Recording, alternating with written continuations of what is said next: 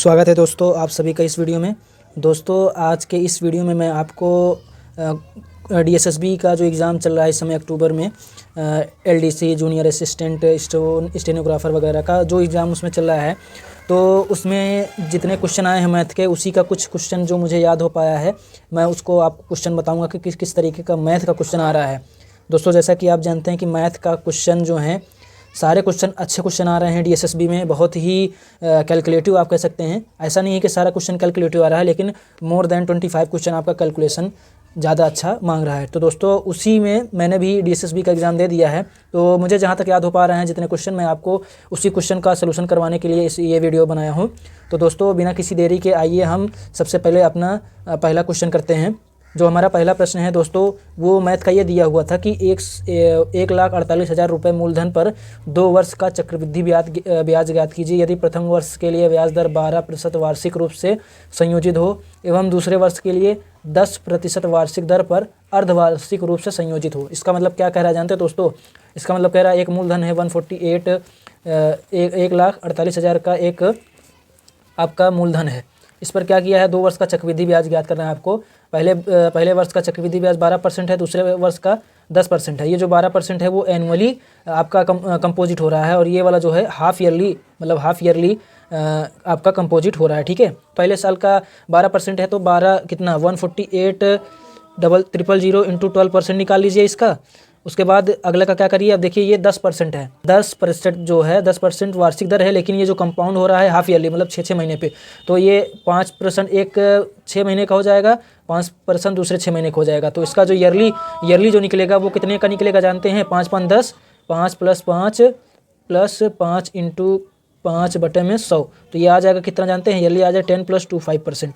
तो सबसे पहले हमने 12% जब निकाला, ये 00 कट गया, आपका कितना आ गया 12 8 96 6 हासिल 9, 12 चौक 48, 48 और 9 हो जाएगा 57 हासिल 5, 12 एकम 12, 12 5 17, ये 1776 और 1 0 ये बचा हुआ है, ये लग जाएगा 17760 आ जाएगा। उसके बाद जब फिर इसी का 10%, ये 10.25% है, तो 10% हम निकालेंगे तो कितना आ जाएगा 14800। उसके बाद जानते हैं दोस्तों कि जो चक्रवृद्धि ब्याज होता है उसमें दूसरे साल का जो ब्याज होता है वो ब्याज पर भी ब्याज निकलता है। तो मतलब ये जो 17,760 है, इसका भी 10% के करीब निकालना है 10.25, लेकिन हम निकालेंगे 10%, क्योंकि जो ऑप्शन दिया हुआ था वो काफ़ी दूर दिया हुआ था। आप 25% नहीं निकालेंगे तब भी अप्रॉक्स आप टिक लगा सकते हैं। तो इसका 10% कितना हो जाएगा 1776। इस पूरे को जोड़ लेंगे तो हमारा करीब कितना आ जाएगा 6 7 6 13 8 8 16 16 23 हासिल 2 7 4 11 1 12 12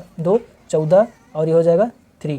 तो ये इतना के करीब आया था आपका, ये लगभग 400 कुछ के करीब आया था। ये 25% जो है उसी का ये जुड़ जाएगा, तो आप ऑप्शन से अच्छे से कर सकते थे। उसके साथ ही साथ एक प्रश्न ये था, एक वस्तु की कीमत में 150% की वृद्धि हो जाती है तो एक परिवार को खपत में कितने प्रतिशत की कमी की जानी चाहिए ताकि उसके व्यय में कोई परिवर्तन न हो। अब देखिए 150% की वैल्यू कितना हो जाएगी, 100 कर देंगे तो ये बढ़ रहा है, 150% बढ़ रहा है, तो ये हो जाएगा 5/2, 3/2, मतलब दो अगर पहले था तो अब बढ़ के 3 बढ़ गया, तो बढ़ के कितना हो जाएगा 5। तो आप जानते हैं हम इसको किससे रिवर्स में हम क्या करेंगे, आपका क्या करते हैं रिवर्स में हमको कम करना पड़ेगा। तो मतलब अगर पहले खपत 5 की हो रही थी तो अब हमें 2 की खपत करनी पड़ेगी, मतलब कितना कम हो गया 3 ओवर कितना 5, ये कितना हो जाएगा 60% हमें क्या करना पड़ेगा, खपत को कम करना पड़ेगा, तभी जाकर के हमारा जो व्यय होगा अपरिवर्तित रहेगा, यानी सेम रहेगा। अगला प्रश्न है, लिखा हुआ था कि ए किसी काम को 10 दिन में कर सकता है, बी उसी काम को 27 दिन में करता है, तो दोनों मिलकर कितने दिनों में पूरा कार्य कर लेंगे। तो जैसा कि दोस्तों जानते हैं ए बराबर 10, बी बराबर 27 हो जाएगा, ये 270 हो जाएगा, इधर आ जाएगा 27, इधर आ जाएगा 10, तो 270 बटम 37। इसको जब हम हल करेंगे तो ये आपका कितना आ जाएगा आंसर 7 7 सही 11/37, इसके करीब आपका आंसर आ जाएगा, ये आपका आंसर आ जाएगा राइट आंसर। ठीक है, तो इस तरीके से ये क्वेश्चन भी हल हो गया। तो दोस्तों जो हमारा अगला प्रश्न है बहुत ही अच्छा प्रश्न है। इस प्रश्न को मैं 2 बार कर चुका हूँ, एक आरआरबी के आई थिंक आरपीएफ एसआई में आया था, और एक बार आया था ये आरआरबी टेक्नीशियन में। तो जब आरपीएफ एसआई में आया था तब तो मैं नहीं कर पाया था, थोड़ा सा पहली बार इस तरीके से मिला था, लेकिन ज़्यादा क्वेश्चन हार्ड नहीं है। देखिए क्वेश्चन क्या है, पूछ रहा है कि एक व्यक्ति एक निश्चित दूरी को उस स्कूटर से जाता है एवं साइकिल से वापस आता है तो 6 घंटा 30 मिनट का समय लगता है। मतलब देखिए एक कोई निश्चित दूरी है, यहाँ से गया स्कूटर से वापस आया, वहाँ वापस बिंदु पर आया, मतलब ए और ए बी है, ए से बी तक गया स्कूटर से, फिर बी से ए तक वापस आया साइकिल से, तो उसको 6 घंटा 30 मिनट का समय लगा। अब क्या कह रहा है इतना, एवं यदि स्कूटर से ही जाता है और स्कूटर से ही वापस आता है, मतलब जैसे अगर ये ए से बी है, ए बी मतलब स्कूटर से गया और स्कूटर से ही वापस आया, तो उसे 2 घंटा 20 मिनट अधिक समय लगता है, मतलब जो 6 घंटा 30 मिनट लग रहा है उससे भी ज़्यादा लगता है। कितना? 6 घंटा 30 मिनट से ज़्यादा कितना लगता है? 2 घंटा 20 मिनट। ठीक है, तो अब बताइए यदि दोनों ओर साइकिल से यात्रा करें तो कितना समय लगेगा। देखिए सबसे पहले हम ये जानते हैं कि ये यहाँ से स्कूटर से जा रहा है, स्कूटर से वापस आ रहा है, तो स्कूटर से जाने और स्कूटर से वापस आने में उससे कितना समय लग रहा है। देखिए 6 2 8, 8 घंटा 50 मिनट, तो 8 घंटा 50 मिनट लगेगा इसको। कैसे? स्कूटर से जाने और स्कूटर से वापस आने में। तो एक तरफ की दूरी स्कूटर से जाने में कितना लगेगा उसको देख लो, 8 घंटा 50 मिनट पूरा लग रहा है, तो 4 घंटा 25 मिनट लगेगा उसको एक तरफ स्कूटर से जाने में। ठीक है, वापस आने में भी कितना लगेगा? 4 घंटा 25 मिनट। ठीक है, अब देखिए 4 घंटा 25 मिनट इसको लग रहा है किस तरफ? स्कूटर से एक तरफ की दूरी जाने में। तो यहाँ पर देखिए स्कूटर से एक तरफ जा रहा है और साइकिल से वापस आ रहा है, तो इसका मतलब 6 घंटे 30 मिनट में ये सिर्फ और सिर्फ स्कूटर से जाने में उससे कितना लगा? 4 घंटा 25 मिनट, मतलब 2 घंटे 5 मिनट सिर्फ और सिर्फ साइकिल से उसे वापस आने में लगा है। मतलब साइकिल से अगर वो वापस मतलब साइकिल से जब वापस आया तो उसे कितना लगा? 2 घंटा 5 मिनट। यानी साइकिल से जब जाएगा और साइकिल से जब वापस आएगा तो उसे कितना लगेगा? 2 घंटे 5 मिनट का दुगुना। यानी मतलब जितना जा रहा है, देखिए गया 2 घंटे 5 मिनट में, फिर वापस आया 2 घंटे 5 मिनट में, तो इसको कितना लग जाएगा? 4 घंटे 10 मिनट। ठीक है, तो 4 घंटा 10 मिनट उसको टोटल लग जाएगा। उसमें दिया हुआ था आपका रेशियो, मतलब सही बटे में दिया हुआ था 4 सही 1/6 घंटे। ठीक है, ये हो जाएगा आपका राइट आंसर। क्वेश्चन था हमारा अगला, एक काम को ए एवं बी क्रमशः 9 दिन और 15 दिन में कर सकते हैं। ठीक है, ए है, ठीक है, और बी है। ए 9 दिन में कर सकता है, बी 15 दिन में कर सकता है, तो कितना हो जाएगा? 45 हो जाएगा। ये हो जाएगा 9 × 5 = 45, 15 × 3 = 45। अब आगे पढ़ते हैं, यदि अल्टरनेटिव डेज में काम करें ए से शुरू होकर, मतलब सबसे अल्टरनेट मतलब एक दिन ए करेगा, एक दिन बी, एक दिन ए, एक दिन बी, इस तरीके से, और शुरू कौन करेगा? ए। और आगे क्या बोला है? अल्टरनेट डे में काम करें और ए से शुरू होकर, मतलब जो अल्टरनेट में काम कर रहे हैं वो ए से शुरू हो रहा है, और हर 4 दिन बाद, मतलब ए करेगा फिर बी करेगा, फिर ए करेगा फिर बी करेगा, हर 4 दिन बाद बी लगातार 2 दिन काम करता है, मतलब 4 दिन हो गया ना, अब बी क्या करेगा? फिर 2 दिन लगातार काम करेगा, फिर जब कम हो जाएगा फिर उसके बाद फिर अल्टरनेट डेज में ए से शुरू होता है, फिर मतलब ए करेगा बी, फिर ए करेगा बी, फिर जब 4 दिन हो जाएगा फिर कौन करेगा? 2 दिन लगातार फिर बी करेगा। इस तरीके से पूछ रहा है कि हमारा कार्य पूरा कितने दिनों में पूरा होगा।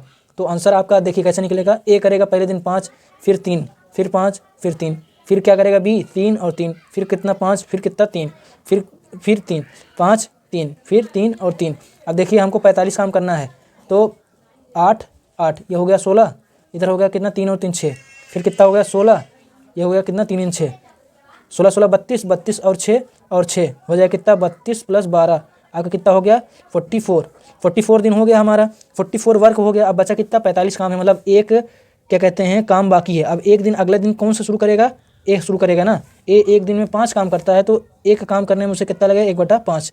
तो आपका हमारा कितना दिन में काम हुआ? देखो 1 2 3 4 5 6 7 8 9 10 11 12 इधर, और ये 1/5 दिन काम किया, मतलब 12 सही 1/5। इतने दिन में आपका काम क्या हो जाएगा? कंप्लीट हो जाएगा। इस तरीके से क्वेश्चन पूछा हुआ था, अच्छा क्वेश्चन था ये भी। हमारा अगला प्रश्न था, एक संख्या को क्रमिक रूप से 20% और 30% बढ़ाया जाता है तो अंतिम वृद्धि कितनी होगी। मतलब देखिए एक संख्या को 20% पहले बढ़ाया गया, फिर कितना? 30% बढ़ाया गया, तो पूछ रहा है कितना अंतिम वृद्धि होगी। तो जानते हैं भाई 20 और 30, 20 + 30 प्लस 20 गुणे में 30 बटे में 100, तो 20 30 50 हो जाएगा, 2 3 6 600 बटे में 1000, ये कट जाएगा, आपका कितना हो जाएगा? +6 56, आपका कितना हो जाएगा आंसर। इस तरीके से कोई क्वेश्चन था। देखिए ज़रूरी नहीं है कि पूरा क्वेश्चन आपका टफ ही था, 25 के करीब आपका कैलकुलेटिव था, उसके बाद इजी भी था क्वेश्चन, ऐसा नहीं है कि हाँ सब क्वेश्चन टफ ही थे। इसके बाद जो हमारा क्वेश्चन था वो पूछा हुआ था कि कंप्यूट को अंग्रेजी वर्णमाला में व्यवस्थित किया जाए तो कितनी संख्याओं का स्थान अपरिवर्तित रहेगा।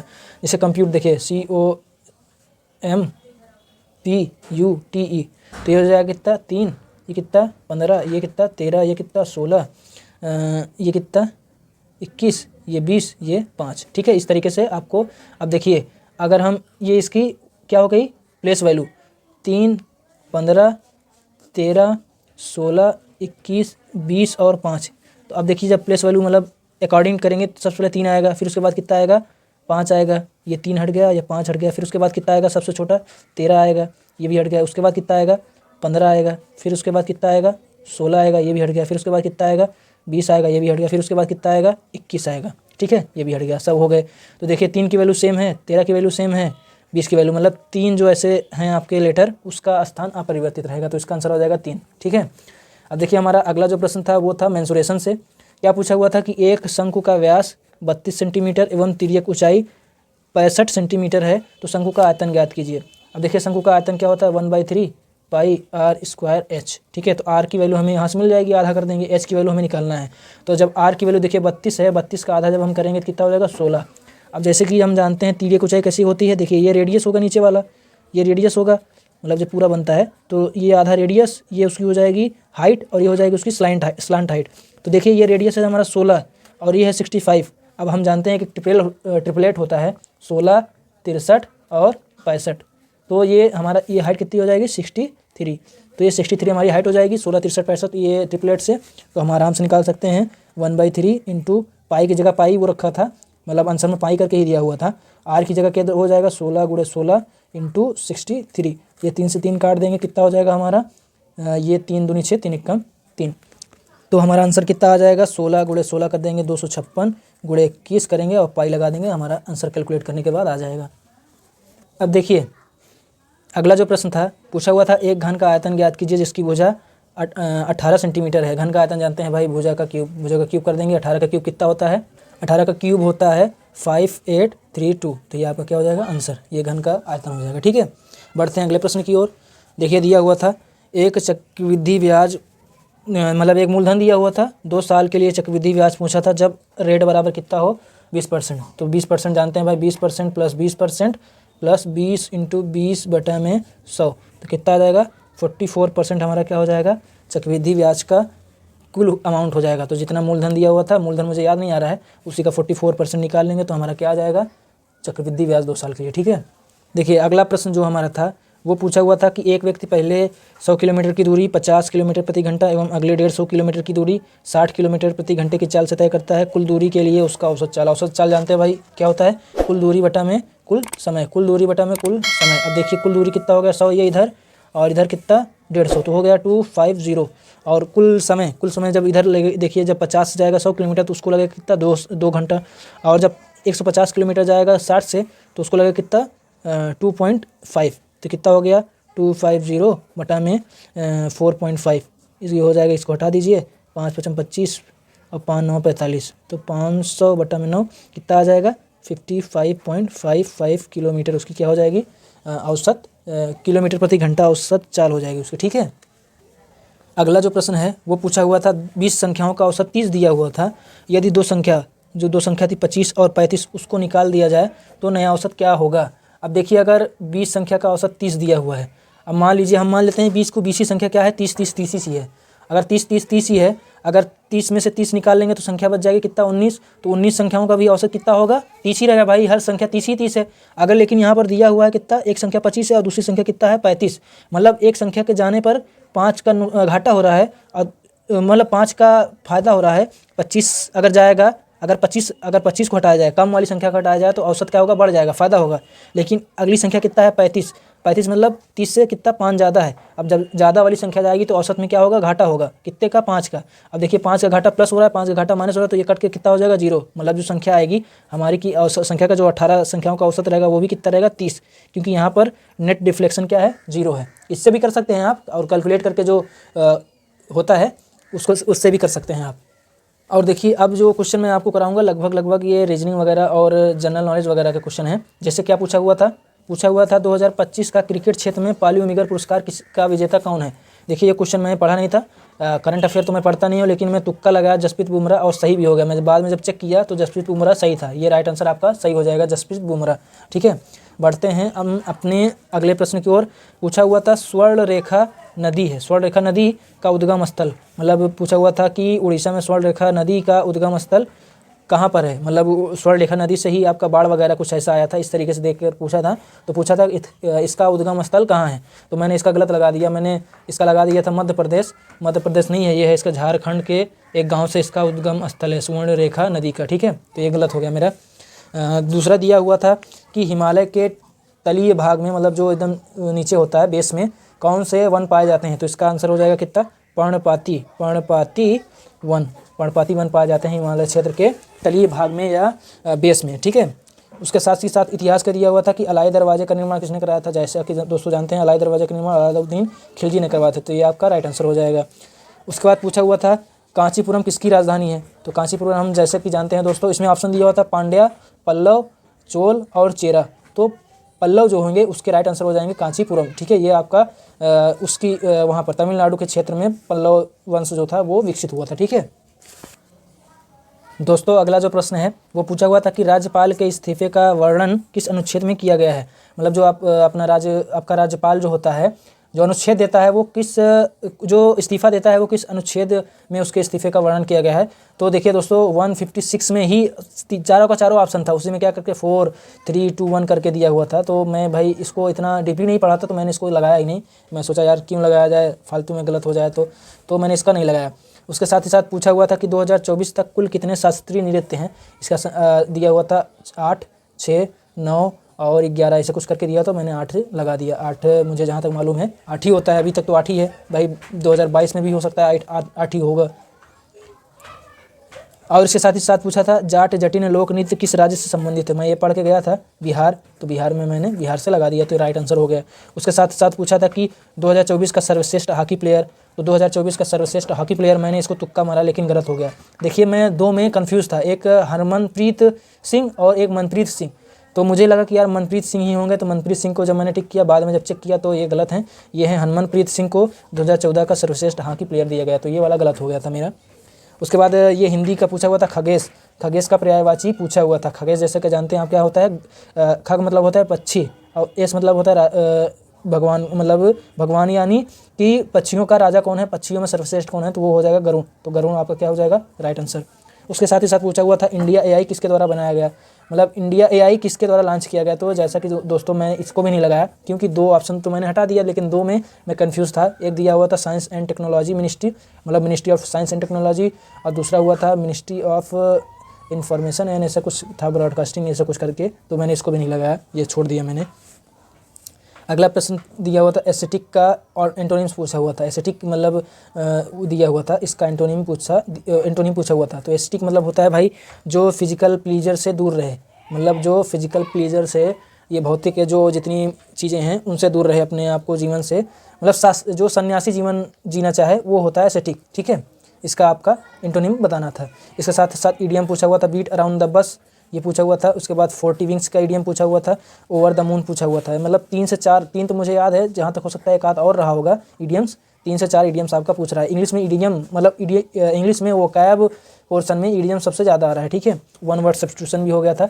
पूछा हुआ था a person who know many languages, तो पॉलीग्लॉट हो जाएगा। उसके साथ पूछा हुआ था लेक्सिकोग्राफर, मतलब a person who right the dictionary, तो ये हो जाएगा लेक्सिकोग्राफर। उसके साथ साथ कंप्यूटर का पूछा हुआ था, कंप्यूटर का मस्तिष्क कौन है, तो ये CPU है, ठीक है, CPU हो जाएगा आपका। उसके बाद ईमेल में इनबॉक्स का क्या कार्य है, तो ईमेल में जानते हैं बॉक्स का क्या कार्य होता है दोस्तों। ईमेल में इनबॉक्स का कार्य होता है कि जितने भी मेल आ रहे हैं आपको उसको स्टोर करके रखना ताकि आप उसको भविष्य में देख सकें, ठीक है। तो इनबॉक्स का यही कार्य था। तो दोस्तों ये मुझे जहाँ तक मुझे याद हो पा रहा है, ये सारे क्वेश्चन मैंने याद कर पाए हैं, तो उसी को मैंने आपको सलूशन के माध्यम से देने को कोशिश की। आशा करता हूं दोस्तों अगर आपका DSSB का आगे का पेपर है तो आपको इससे थोड़ा बहुत हिंट मिलेगा कि किस तरीके से पेपर आ रहा है, और मैं आशा करता हूं कि आप अच्छे से पेपर दें। Best of luck for your upcoming DSSB exam, और आप अच्छे से क्वेश्चन करिए, अच्छा अटेम्प्ट करिए, ठीक है। तो ये दोस्तों ये वीडियो यहीं तक था, मिलते हैं अगले वीडियो में, तब तक के लिए आपका बहुत बहुत धन्यवाद।